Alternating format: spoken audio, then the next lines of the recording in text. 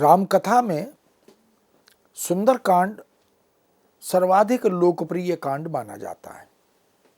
चाहे तुलसीदास कृत रामचरितमानस में हम देखें या वाल्मीकि रामायण में देखें, सुंदरकांड को भक्ति की दृष्टि से और मनोरथ की सिद्धि की दृष्टि से भी बड़ा महत्वपूर्ण माना गया है।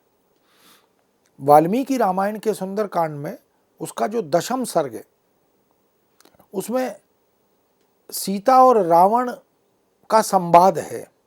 यूँ तो राम कथात्मक रचनाओं में, चाहे संस्कृत की रचनाएं हों, ब्रजभाषा की, अवधि की, केशव की रामचंद्रिका की बात करें, तुलसीदास की रामचरितमानस की बात करें, और इसी प्रकार आधुनिक काल में साकेत को भी हम देख सकते हैं। ये जो संवाद योजना है, ये किसी भी रचना का प्राण तत्व है। तुलसी ने भी संवादों पर बहुत ध्यान रखा है, बल दिया है, लेकिन केशव ने तो अपनी संवाद योजना से अपनी एक अलग विशिष्ट पहचान ही बना ली है। चाहे वो परशुराम लक्ष्मण संवाद हो, चाहे वो सीता और रावण संवाद हो, अंगद और रावण संवाद हो, इसी प्रकार के काकभुषुंडी के संदर्भ में संवादों को हम देख सकते हैं। तो यहाँ वाल्मीकि रामायण के सुंदरकांड के दशम सर्ग में जो सीता रावण संवाद है, जिसमें रावण सीता को धमकी देते हैं और तरह तरह के प्रलोभन सीता के समक्ष रखते हैं, वो उसे एक प्रकार से अपने प्रति समर्पित होने के प्रलोभन प्रचुर मात्रा में देते हैं। ये तो हम जानते हैं कि रावण के पास धन की, वैभव की कोई कमी नहीं थी, सोने की लंका थी। इसलिए उन प्रलोभनों का उत्तर सीता किस तरह देती है, ये वाल्मीकि रामायण में हम देख सकते हैं। यथा नव तथान्येषा रक्षया द्वारा निशाचर आत्मनमुपमा कृत्वा स्वेशुदारेक्षु रमता नाभ। अब ये जो प्रसंग है, इसको सोमनाथ ने विधिवत समझा और 4 पंक्तियों का अनुवाद ब्रजभाषा की 8 पंक्तियों में। अब इसको अनुवाद की सैद्धांतिकी में कभी कभी विस्तारा अनुवाद या व्याख्या अनुवाद भी कहते हैं। अब 8 पंक्तियों में जाने की आवश्यकता क्यों पड़ी? क्योंकि लक्ष्य भाषा में, संस्कृत को तो यूं भी सूत्रवृत्ति की भाषा कहते हैं। कम शब्दों में अधिक से अधिक कथ्य को अभिव्यक्त करने की कला संस्कृत विदों के पास, संस्कृतज्ञों के पास होती है। इसीलिए गागर में सागर भरने की कला की बात हम करते भी हैं। लेकिन ब्रजभाषा में यदि मंतव्य स्पष्ट ना हो, कथ्य के साथ अनुवाद करते हुए न्याय ना हो, तो अनुवादक को कुछ लिबर्टी, कुछ छूट लेनी पड़ती है। इसलिए सोमनाथ ने ब्रजभाषा की 8 पंक्तियों में संस्कृत की 4 पंक्तियों का अनुवाद किया। यह अनुवाद बड़ी कुशलता और निपुणता के साथ किया गया। भाषिक प्रकृति का अंतर यहाँ स्वाभाविक है। स्रोत भाषा की अपनी प्रकृति है, अपना व्याकरण है, अपनी शब्द संपदा है, और लक्ष्य भाषा उसकी अपनी शैली, अपना वाक्य विन्यास, अपनी शब्द संपदा है। लेकिन कथ्यगत संप्रेषण, इसमें कोई कमी न रहे। जो मूल रचनाकार और रचना कह रही है, कहना चाहती है, अनुवादक का यह धर्म हो जाता है कि वह उसे उस कथ्य की रक्षा करते हुए, अक्षुण्ण रखते हुए उसका अनुवाद करे। अब उसके लिए उसे यदि कहीं थोड़ा विस्तार करना पड़ता है तो वह उसे करना ही चाहिए। सुजयो रक्षणी आपनी तो ही नारी, तिहि भांति है औरहु को प्यारी, सबे आपने जोग ही काम कीजे, स्वनारीन मज्झे रमो सुख लीजे। अपनी पत्नी के साथ, अपनी नारी के साथ सुख से जीवन यापन करो, और पर नारी पर ये जो दृष्टि है, ये बुरी दृष्टि ये मत रखो। अब इसमें शिक्षा भी है, उपदेश भी है, और एक प्रकार की चेतावनी भी है। स्वदारानी में जो न संतोष माने, रहे चंचला रीति इंद्र निदाने।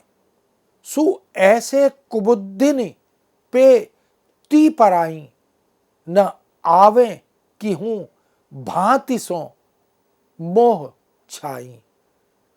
ऐसे पर नारी गामी पुरुष के पास तो मेरी छाया भी न जाए।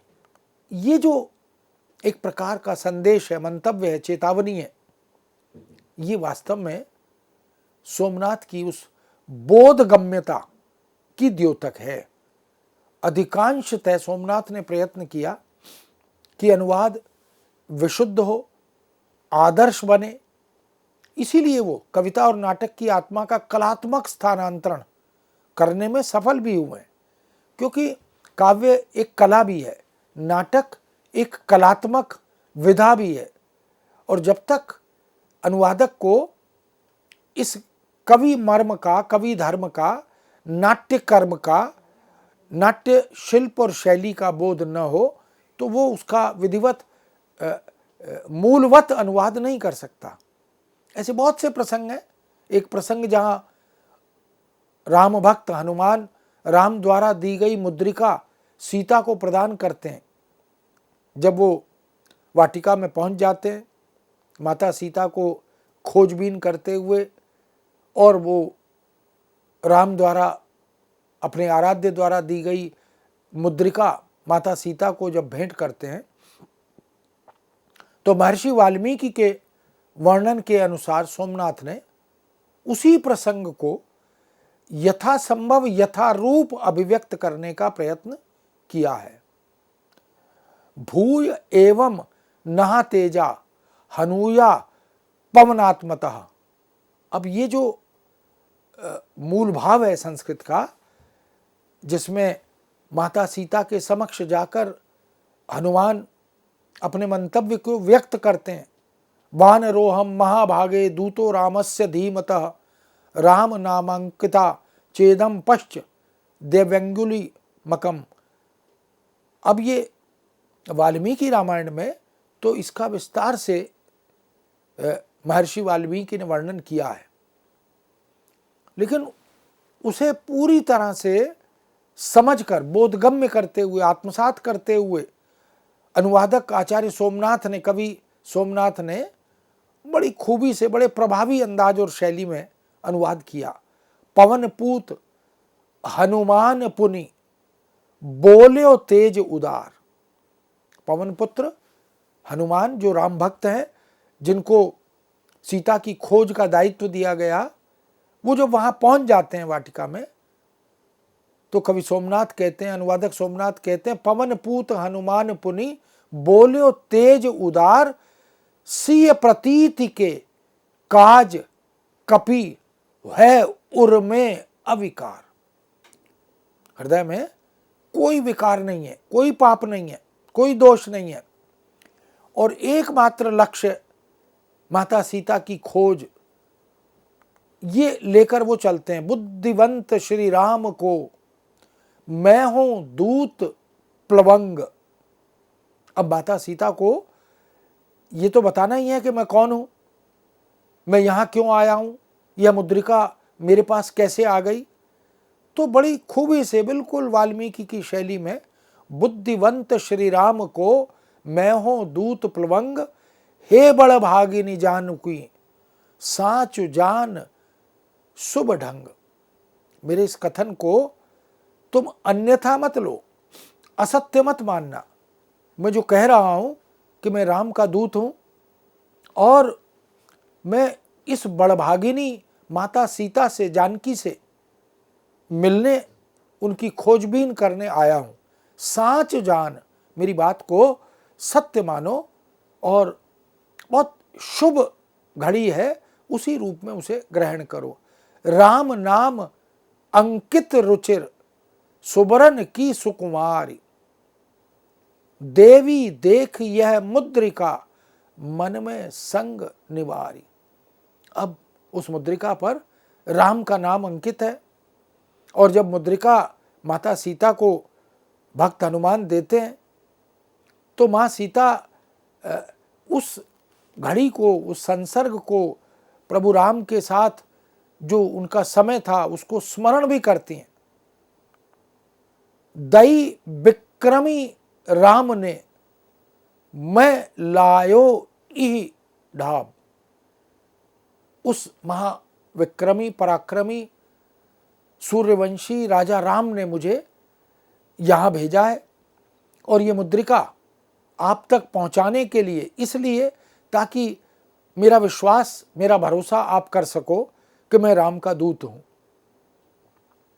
अब इस घटनाक्रम से, प्रसंग से जो राजसी व्यवस्था है उसका तो अनुमान लगता ही है, और एक दूत के माध्यम से कोई शासक, कोई राजा संदेश कैसे भेजता है, उसके लिए उसे किन बातों का ध्यान रखना होता है, इसका भी संकेत मिलता है। दई विक्रमी राम ने, मैं लायो इह ढाब। मेरे प्रभु राम जो विक्रमी हैं, जो पराक्रमी हैं, उन्होंने मुझे ये मुद्रिका दी है कि मैं आप तक इस मुद्रिका को लेकर पहुंचूं और आपको ये सूचना दूं कि प्रभु राम आपको लेने के लिए शीघ्र आने वाले हैं। तुम परतीति निमित्त सिय, ताज अब दुख उदाम। तजी अब दुख उदाम, अपना जो दुख है उसे तज दो। अब ये जो विरह में, वियोग में, वेदना में जो समय निकला है, इसको त्याग दो। अब तुम्हारे अच्छे दिन, प्रभु राम के आगमन के दिन ये आने वाले हैं। तुम प्रतीति निमित्त सिय, कि हे माता सीता, तुम्हारी प्रतीति के लिए ये मुद्रिका मैं तुम्हारे पास लेकर आया हूँ, इसलिए अब अपनी उदासी को, अपनी विरह भावना को, वियोग भावना को त्याग दो। हर्षित अंग मुख पे रयाओ, सुमन को जल छाए। ले देवी ने मुद्रिका, राखी शीस चढ़ाए। अब जब अपने प्रभु राम की मुद्रिका देखी, प्राप्त की हनुमान, भक्त हनुमान से, तो अंग प्रत्यंग खिल गया, हर्षित हो गए। मुख पर एक विलक्षण सुख और आनंद की अनुभूति प्रतिबिंबित होने लगी, और आंखों में कुछ कुछ एक आर्द्रता भी आई। लह देवी ने मुद्रिका, तब माता सीता ने हनुमान से वो मुद्रिका ग्रहण की, राखी शीस चढ़ाए, और सर पर उस मुद्रिका को संस्पर्श किया, विराजित किया उस मुद्रिका को, यानी शीश पर स्थान दिया। पति के कर को आभरण, गही के सिय सुकुमारी। अब अपने पूज्य पति के हाथों में धारण की हुई, उंगली में धारण की हुई उस आभूषण, उस मुद्रिका को ग्रहण करके माता सीता जो हैं सुकुमारी, बड़ी आनंदित हो गई, निश्चिंत सी हो गई। मनो कंत ही सो मिली, मो हंसी दुख टारी। और ये जो मुद्रिका है, इसकी प्राप्ति जो है, ये केवल मुद्रिका की प्राप्ति नहीं है, पूरा एक मनोवैज्ञानिक मनोभाव, इसका अध्ययन कवि सोमनाथ ने अनुवाद के माध्यम से अभिव्यक्त किया। ये केवल मुद्रिका नहीं है, उसको प्राप्त करने के बाद माता सीता को ऐसा प्रतीत होता है कि ये कंत ही, स्वयं राजा राम ही आ गए हैं उनसे मिलने के लिए, जिन्होंने अपनी उंगली से, अपने हाथ से मुद्रिका निकालकर भक्त हनुमान के माध्यम से भेजी है तो सारे दुख उनके दूर हो गए। वो जो विलग होने का, विछोह का, वियोग का जो दुख दर्द था, जो पीड़ा थी, जो वेदना थी, वो दूर हो गई और चित्त हर्षित हो गया, क्योंकि ये संकेत मिल गया कि राजा राम पति जो हैं उनके, वो अब उन्हें लिवाने आने वाले हैं। तो मनोकंत ही सो मिली। अब ये जो आलंकारिक वैभव है, जानो मानो मानो ऐसा लगा, ऐसा प्रतीत हुआ।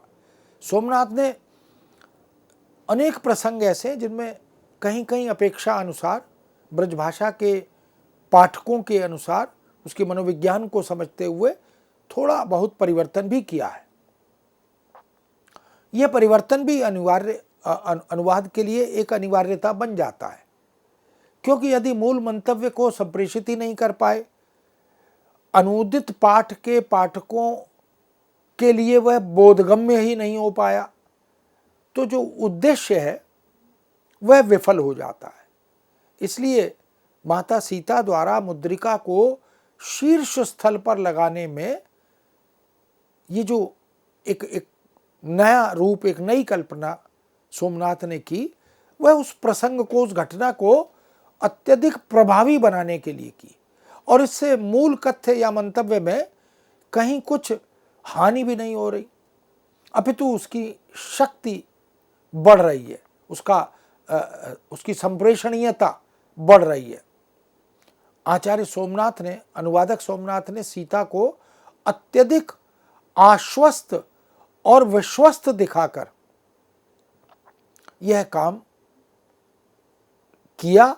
हालांकि वो वाल्मीकि से थोड़ा और आगे निकल जाते हैं और इस कवि सुलभ स्वच्छंदता से जो मूल भाव है वाल्मीकि का, उसमें कोई कमी नहीं आती, कोई त्रुटि या दोष नहीं आता, अपितु ये जो छूट है, ये जो कवि धर्मा सृजन क्षमता और शक्ति है, इससे उस अनुवाद की ताकत बढ़ती है। वह सीता को अत्यधिक आश्वस्त और विश्वस्त दिखाना चाहते हैं। इसीलिए माता सीता उस मुद्रिका को अपने शीर्ष से संस्पर्श करती हैं, अपने सर पर रखती हैं। उल्लेखनीय है कि सोमनाथ मूलतः कवि हैं और काव्य का अनुवाद यदि करने वाला व्यक्ति अनुवादक भी कवि हो तो अनुवाद के साथ वह पूरी तरह से न्याय कर सकता है, करता है, उसकी संभावना बढ़ जाती है। अनुवाद विदों के न्यायालय में या न्याय शास्त्र में या उनकी सैद्धांतिकी की विवेचना में आचार्य सोमनाथ के सभी अनुदित ग्रंथों का विश्लेषण और मूल्यांकन अगर हम करें तो निश्चित ही वो ससम्मान अभिवादन के अधिकारी बनते हैं, क्योंकि उन्होंने अनुवाद कला को, अनुवाद की तकनीक को, अनुवाद के प्रविधि और प्रक्रिया को, उसके मर्म को समझा है, आत्मसात किया है। श्रीमद् भागवत पुराण के कुछ प्रसंगों का सुंदर और सटीक अनुवाद सोमनाथ द्वारा किया गया, उसे हम देख सकते हैं। एक एक भाव की मूलवत छाया, एक एक भाव की मूलवत छाया यह अभिव्यक्ति पाती है। 27 दिन तक लगातार युद्ध जब चलता है तो भीम थक जाते हैं, महाभारत का प्रसंग है, और 28वें दिन वे श्री कृष्ण से बोलते हैं कि युद्ध में मैं जरासंध को नहीं जीत सकता।